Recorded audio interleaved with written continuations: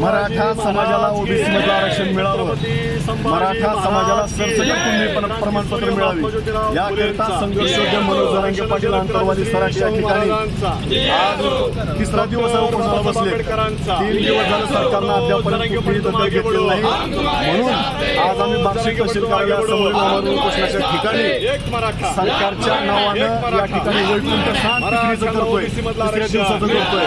तर याच्यासाठी आताचे असणारे उपमुख्यमंत्री, मागच्या सरकारमध्ये असणारे मुख्यमंत्री एकनाथ शिंदे साहेब यांनी 26 जानेवारी रोजी नवी मुंबई या ठिकाणी मराठ्यांना आश्वासन दिलं होतं, नव्हे तर मसुदा तयार करून आणला होता आणि सांगितलं होतं की 15 दिवसामध्ये आम्ही या मसुद्याचं या अध्यादेशाचं कायद्यामध्ये रूपांतर करू आणि मराठ्यांना ओबीसी मध्ये आरक्षण देऊ। आणि त्या ठिकाणी मनोज जरांगे पाटील आणि मुख्यमंत्री एकनाथ शिंदे साहेब या सर्वांनी मिळून मराठ्यांना गुलाम उधळायला सांगितलं आणि मराठ्यांनी गोळे वावडे असणारे आमचे नेते मनोज जरांगे पाटील आणि सगळा समाज संपूर्ण महाराष्ट्रामध्ये गुलाम उधळला। या घटनेला 1 वर्ष झालं तरी अद्यापपर्यंत सरकारनं मराठ्यांना ओबीसी मधलं आरक्षण दिलेलं नाही, म्हणून आमची सरकारला हात जोडून विनंती आहे की आमचा योद्धा त्या ठिकाणी आंतरवादी सराटी या ठिकाणी त्यांच्या प्रकृतीशी झुंजतोय, जो सर्वसामान्यांचा नेता आहे, त्या जरांगे पाटलांच्या जीवाला काय बरं वाईट झालं तर त्या ठिकाणी तुम्ही सरकार त्याला जबाबदार असणार आहोत। म्हणून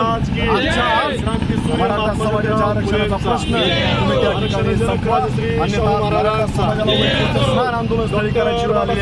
इथून पुढच्या काळामध्ये सरकारचं सुद्धा वैकुंठ स्नान दुसरं 10व 13व घातल्याशिवाय हा मराठा समाज महाराष्ट्रामध्ये शांत असणार नाही, म्हणून आमच्या सरकारला विनंती आहे तुम्ही मराठा समाजाचा प्रश्न असणारा आरक्षणाचा सोडवा आणि मराठा समाजाला ओबीसी मधलं आरक्षण द्या, एवढीच आमच्या सरकारला या ठिकाणी विनंती आहे। त्यासाठी हे वैकुंठ स्नान आज आम्ही बार्शी तहसील कार्यालयासमोर करत आहोत।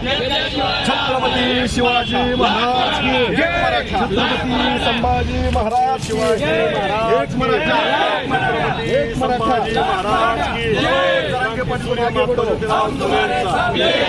जरांगे पाटील आगे बढ़ो, एक मराठा, डॉक्टर बाबासाहेब आंबेडकरांचा जरांगे पाटील आगे बढ़ो, जरांगे पाटील आगे बढ़ो, एक मराठा।